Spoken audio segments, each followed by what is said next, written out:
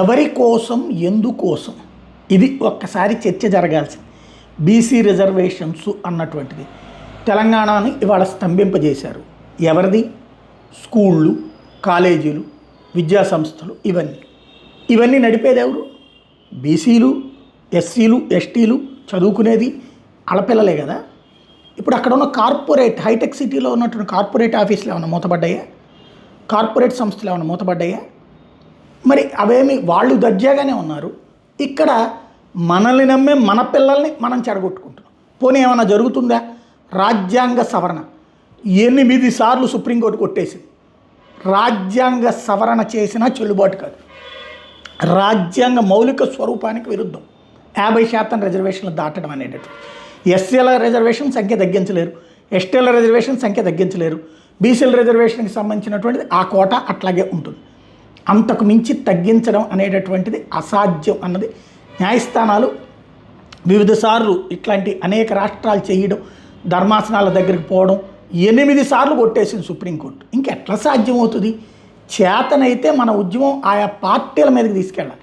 కానీ అసలు ఆ పార్టీలే నాటకం ఆడుతున్నాయి. ఏదో చేసేస్తున్నట్టు, వీళ్ళు ఏదో అడ్డుకుంటున్నట్టు. ఇప్పుడు ఎవరు అడ్డుకున్నారు? బీజేపీ సపోర్ట్ చేసింది, బీఆర్ఎస్ సపోర్ట్ చేసింది, కాంగ్రెస్ సపోర్ట్ చేసింది. ఇంతవరకు మరి కాంగ్రెస్ పార్టీ ఎందుకు తేలేదంటే 50 ఏళ్ళు 60 ఏళ్ల పాటు ఈ దేశాన్ని పరిపాలించింది కదా. యునైటెడ్ ఫ్రంట్, నేషనల్ ఫ్రంట్లో వెనకాల కూడా అదే కదా ఉంది. అట్లాగే కాంగ్రెస్ సొంతగా మొన్న కూడా 10 ఏళ్ళు పరిపాలింది, అప్పుడెప్పుడు చేయలేదు ఎందుకు? ఇప్పుడు అక్కడ బీహార్లో ఎన్నికలు ఉన్నాయి, ఇక్కడ జూబ్లీహిల్స్ ఎన్నికలు ఉన్నాయి. బీసీలకు ఏదో చేస్తున్నామన్న నాటకం ఆడటం కోసం ఇది తప్పించేం లేదు.